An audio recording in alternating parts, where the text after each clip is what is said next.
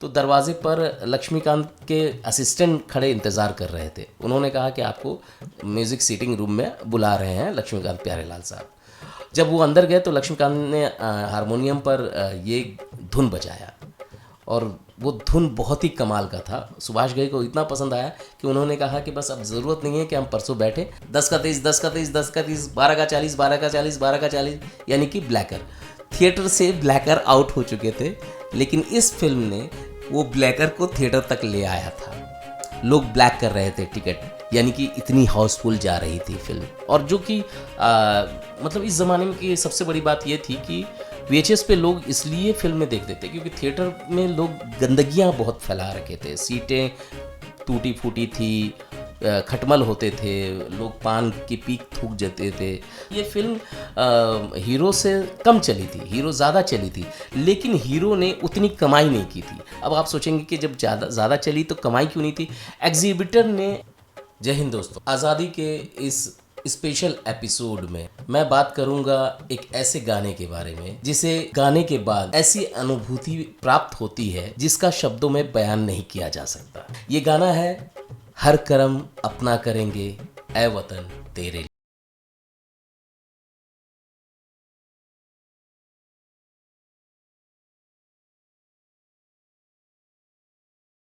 जान भी देंगे ऐ वतन तेरे लिए। तो इस गाने के बनने की पूरी प्रक्रिया कैसी रही है, इसकी मेकिंग क्या कैसे हुई थी, इस पर आज बात करेंगे। लेकिन सिर्फ इस गाने के बनने की बात नहीं करेंगे, पूरी फिल्म जो देशभक्ति पर आधारित थी उस पर हम बात करेंगे। बात 1980 के दशक की है, जब आतंकवाद अपना पैर पसारे हुए था, हमारे देश के सामने विकराल रूप लेकर के खड़ा था। दूसरी तरफ फिल्म इंडस्ट्री के सामने एक बड़ा खतरा मंडरा रहा था और उसका नाम था VHS कैसेट और VCR। ये वो दौर था जब लोग थिएटर पे नहीं जाते थे और बहुत कम किराए पर, यानी कि 20-30 रुपए में VHS कैसेट रेंट पर ले आते थे, VCR रेंट पर लाते थे और फिल्में घर पर ही देख लेते थे। इस चुनौती से उभरने के लिए सुभाष घई ने एक युक्ति निकाली थी। ये कौन सी युक्ति थी, ये मैं वीडियो के बीच में बताऊंगा, लेकिन बात करते हैं कर्मा फिल्म बनने की कहानी पर। अब इस कहानी का चुनाव जो सुभाष घई ने किया था वो कोई नया नहीं था। इस तरह की पहले भी बहुत सारी फिल्में बन चुकी थी। वी शांताराम की फिल्म थी दो आंखें 12 हाथ, जो 1957 में रिलीज हुई थी। इस फिल्म में जेलर जो है वो अपने कैदियों को लेकर के एक फार्म में जाते हैं, वहाँ पर वो कृषि का काम करते हैं और उन कैदियों को पुनर्वास का मौका देते हैं। तो इस तरह की वो कहानी थी। हालांकि इसी कहानी से मिलती जुलती एक और फिल्म थी और वो फिल्म थी मेरा गाँव मेरा देश, जिसमें धर्मेंद्र एक चोर की भूमिका में थे। वहीं विनोद खन्ना साहब जो इस फिल्म से पहली बार बड़े पर्दे पर आ रहे थे और उन्होंने इस फिल्म में नेगेटिव रोल किया था, खलनायक की भूमिका निभाई थी और वो डाकू बने थे। अच्छा, मज़े की बात यह है कि 1975 में एक और फिल्म आई थी जो ब्लॉकबस्टर हिट हुई थी। उस फिल्म का नाम था शोले। इसकी कहानी भी इसी तरह की थी और जिसमें एक दो कैदी होते हैं, धर्मेंद्र और अमिताभ बच्चन, और संजीव कुमार उसमें जेलर होते हैं और वो उनको लेकर के जाते हैं लड़ने के लिए गब्बर सिंह से। अब कर्मा का प्लॉट भी ऐसे ही था कि 3 कैदी हैं, जैकी श्रॉफ, अनिल कपूर और नसीरुद्दीन शाह, और ये कैदी होते हैं और दिलीप कुमार जो जेलर होते हैं, उनके जेल में डॉक्टर डैंग जो इस फिल्म के खलनायक थे उनका अटैक होता है, जिसमें कई सारे कैदी मारे जाते हैं और उनके परिवार के सदस्य भी मारे जाते हैं। इसका बदला लेने के लिए वो इनके सहारे, यानी कि जैकी श्रॉफ और अनिल कपूर और खैरू यानी कि नसीरुद्दीन शाह, इनका सहारा लेकर के वो डॉक्टर डैंग से लड़ने के लिए जाते हैं। कहानी का प्लॉट लगभग सेम सा था।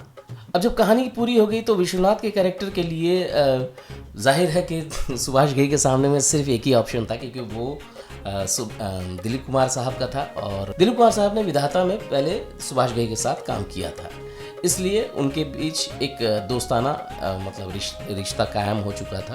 तो सुभाष घई ने जब दिलीप साहब को कहानी सुनाई तो उन्हें बहुत पसंद आई ये कहानी, लेकिन उन्होंने कहा कि देखो सुभाष, ये फिल्म कहीं एक्शन फिल्म बन करके ना रह जाए, इसे तुम्हें अलग बनाना होगा। अब सुभाष घई ने जेलर की पत्नी के किरदार के लिए यानी रुक्मणी के किरदार के लिए उन्होंने नूतन का इंतखाब किया।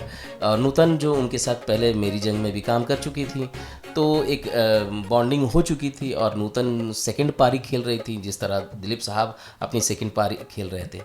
तो दोनों की जोड़ी ने कमाल का में जो केमिस्ट्री नज़र आई है फिल्म में, वो बहुत ही कमाल की थी। आप देखेंगे तो आपको एक खुशनुमा एहसास सा होगा इन दोनों के जब सीन आप देखेंगे। और दोनों ने मज़े में कलाकार थे, तो दोनों ने सीन में जान डाल दिया है। अब इस कहानी में जब इस कैरेक्टर को लिखा जा रहा था तो ये था कि भाई वो बहुत दयालु किस्म की औरत हैं और घरेलू हैं, अपने पति का ख्याल रखती हैं, सबका ख्याल रखती है, परिवार का। और जब इस तरह की कैरेक्टराइजेशन होने लगी कहानी में, तो उनके गाने की भी मतलब सिचुएशन आई, तो सुभाष घई के मुंह से अचानक निकल पड़ा कि दिल दिया है जहां भी देंगे ए वतन तेरे लिए। और ये बात सचिन भौमिक को भी बहुत पसंद आई। सुभाष घई ये लाइन लेकर के लक्ष्मीकांत प्यारेलाल के पास पहुंचे, जो उस वक्त कई प्रोड्यूसर के साथ में मीटिंग कर रहे थे। इसी बीच मौका पाकर सुभाष घई ने उन्हें ये लाइन सुना दी। लक्ष्मीकांत ने कहा कि इसके लिए हम लोग परसों बैठेंगे। अब सुभाष घई बाहर निकले, थोड़ी से किसी दोस्त के साथ बात कर रहे थे, अचानक उनको शौचालय जाना पड़ा।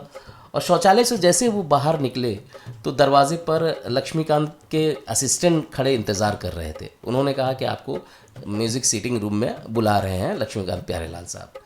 जब वो अंदर गए तो लक्ष्मीकांत ने हारमोनियम पर ये धुन बजाया और वो धुन बहुत ही कमाल का था। सुभाष घई को इतना पसंद आया कि उन्होंने कहा कि बस अब ज़रूरत नहीं है कि हम परसों बैठे, अब इस जिम्मेदारी को हमें आनंद बख्शी को सौंप देना है। उन्होंने आनंद बख्शी साहब को ये धुन दे दिया और उन्होंने जो लाइन लिखा वो ये गीत को अमर बना देता है। अब बात करते हैं इसके बाकी किरदार के ऊपर में। 3 कैदी थे और 2 कैदी जो अनिल कपूर साहब और जैकी श्रॉफ साहब थे।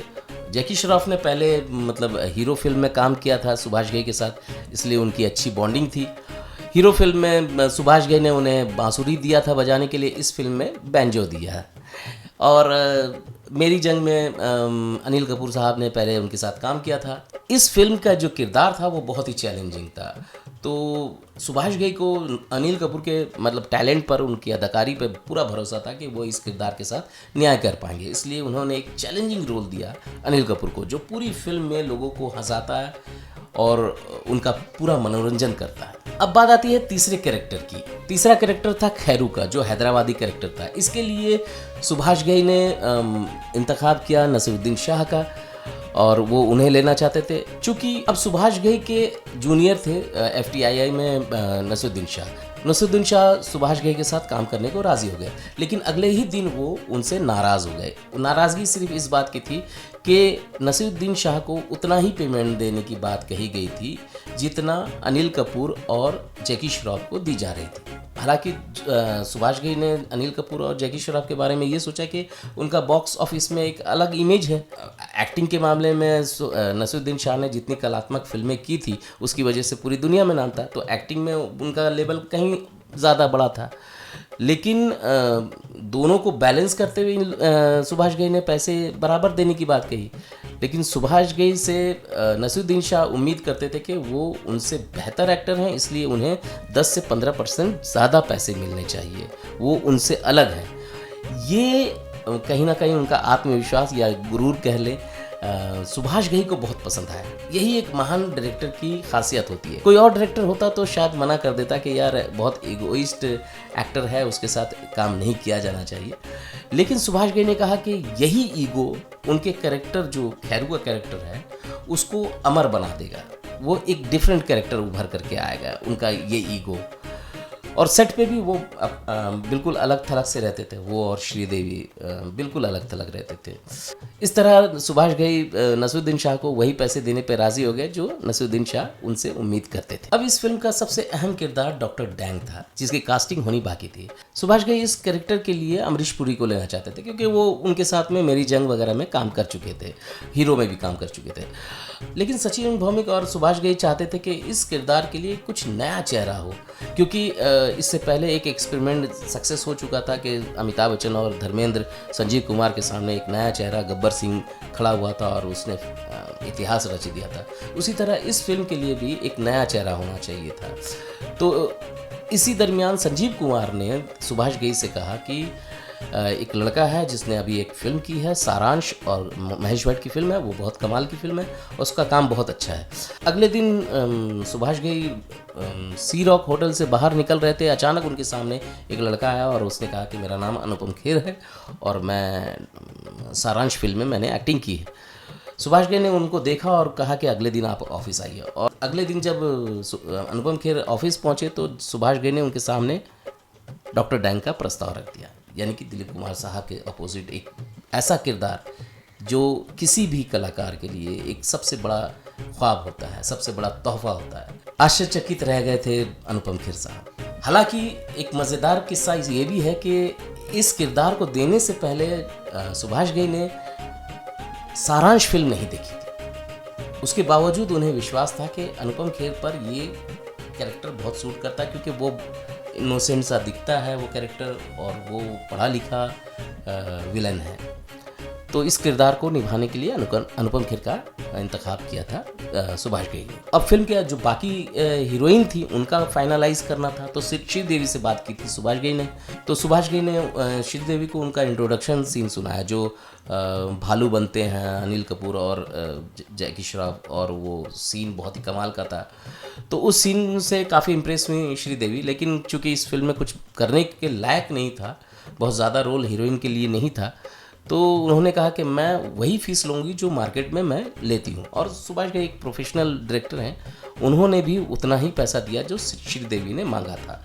श्रीदेवी वो शख्स थी जो इस फिल्म में सबसे हाईएस्ट पेमेंट लेने वाली कलाकार थी, और पहला जो हाईएस्ट पेमेंट लिया था वो दिलीप साहब ने लिया था। अब फिल्म फ्लोर पे जा रही थी कि अचानक गुलशन राय, जो एक बहुत बड़े प्रोड्यूसर हैं और सुभाष घई के काफ़ी अच्छे मित्र हैं, कुछ एक फिल्में उन्होंने प्रोड्यूस भी की थी सुभाष घई की, तो उन्होंने कहा कि देखो तुम्हारी फिल्म बर्बाद हो जाएगी, तुम बर्बाद हो जाओगे, ये फिल्म मत बनाओ, क्योंकि ऑडियंस थिएटर पे जाती ही नहीं है और तुम्हारी फिल्में वीडियो कॉलर पे देखी जाएगी, उसका एक भी पैसा तुम्हारे पास नहीं आएगा। लेकिन सुभाष घई ने शायद मन बना लिया था और उन्होंने ये फिल्म बनाई। इसी फिल्म को बनाने के दरमियान उन्होंने वो तोड़ निकाल लिया था, इसलिए उन्होंने जो भी सीन शूट किए थे वो लॉन्ग शॉट शूट किए थे, जो टीवी पे बहुत छोटे छोटे दिखाई देते हैं और वो इम्प्रेसिव नहीं होते हैं। और कहानी को बढ़ाने के लिए उन्होंने टाइट क्लोजअप का इस्तेमाल किया, और जब फिल्म शुरू होती है थिएटर पे तो बहुत ही छोटे आकार में फिल्म दिखती है, ऐसा लगता है आप जैसे टीवी पे देखते हैं, और अगले ही 2-2.5 मिनट में फिल्म बड़े पर्दे पे आ जाती है। और जब सारे क्राउड चिल्लाते हैं कर्मा, उसके बाद स्क्रीन खुलता है और पूरे पर्दे पे फिल्म आ जाती है। लोगों को एहसास होता है कि बड़े पर्दे का मज़ा और छोटे पर्दे का मज़ा बिल्कुल अलग है। तो एनीवे, जब ये फिल्म कंप्लीट हुई और इसके म्यूज़िक पे, इसके साउंड्स पर बहुत काम किया गया, घंटों सुभाष घई स्टूडियो में बैठ के इसके साउंड डिज़ाइनिंग में काम किया करते थे, और उसके अलावा भी बहुत सारी चीज़ें की गई। मुक्ता आर्ट्स ने 20 ऐसे थिएटर्स मतलब को पैसे दिए जो जिसके साउंड सिस्टम को अपग्रेड किया गया, जहाँ पर 6 ट्रैक का डॉल्बी साउंड वहाँ सपोर्ट करे उस सिस्टम को, तो वहाँ पर उसके लिए भी पैसे दिए गए। इस तरह 6 ट्रैक की साउंड थिएटर में लौटी। इसके साथ ही एक और साउंड वापस थिएटर में लौटी, वो थी 10 का 30, 10 का 30, 10 का 30, 12 का 40, 12 का 40, 12 का 40, यानी कि ब्लैकर। थिएटर से ब्लैकर आउट हो चुके थे, लेकिन इस फिल्म ने वो ब्लैकर को थिएटर तक ले आया था। लोग ब्लैक कर रहे थे टिकट, यानी कि इतनी हाउसफुल जा रही थी फिल्म। और जो कि मतलब इस ज़माने में की सबसे बड़ी बात ये थी कि VHS पे लोग इसलिए फिल्में देखते थे क्योंकि थिएटर में लोग गंदगियाँ बहुत फैला रखे थे, सीटें टूटी फूटी थी, खटमल होते थे, लोग पान की पीक थूक जाते थे। तो ऐसे थिएटर पे फैमिली के साथ लोग जाना पसंद नहीं करते थे, तो लोग घर पे ही फिल्में देख लिया करते थे। तो सुभाष घई ने ऐसे थिएटर को साफ सफाई करवाई, शौचालय सा ठीक करवाया उनको पैसे दे करके, और फिल्में देखने लायक बनाया। तब वहाँ पर फिल्म जब लगी और थिएटर उसमें टूट पड़ी, तो ये फिल्म गोल्डन जुबली हुई थी। हालांकि ये फिल्म हीरो से कम चली थी, हीरो ज़्यादा चली थी, लेकिन हीरो ने उतनी कमाई नहीं की थी। अब आप सोचेंगे कि जब ज़्यादा चली तो कमाई क्यों नहीं थी? एग्जीबिटर ने मतलब लॉस दिखाया था, जबकि फिल्म थिएटर पे ज़्यादा चली, लेकिन एग्जीबिटर ने पारदर्शिता नहीं दिखाई थी। एक इंटरव्यू में सुभाष घई कहते भी हैं कि फिल्म सुपर हिट हो गई थी। हमने जब ये अनाउंस कर दिया था, जब सब लोगों को पता चल चुका था, इनकम टैक्स के रेट भी पड़ चुके थे, तो उन्होंने कहा कि भाई हमारे पैसे तो दो, एग्जीबिटर को कहा, अब तो इनकम टैक्स भी के रेट भी पड़ चुके हैं। तो ऐसे में एग्जीबिटर ने कहा कि नहीं, फिल्में तो चली ही नहीं है। तो इस तरह से बहानाबाजी एग्जीबिटर की होती रहती है। लेकिन इस फिल्म में पारदर्शिता रखी गई थी और बाकायदा एग्रीमेंट के साथ में काम किया गया था, तो इसके जो मुनाफे थे वो सुभाष घई तक पहुँचे थे। तो इस तरह से एक सुपर डुपर हिट बॉलीवुड के इतिहास में आई और उसकी मेकिंग इस तरह की रही। आपने ये फिल्म कहाँ देखी, कब देखी, किसके साथ देखी और कैसा लगा था? आपके थिएटर मतलब जो शहर में थिएटर का नाम था, वो नाम आप कमेंट्स में ज़रूर बताइए, अच्छा लगेगा, मज़ा आएगा। मैं मिलता हूँ आपको अगले वीडियो में। जय हिंद।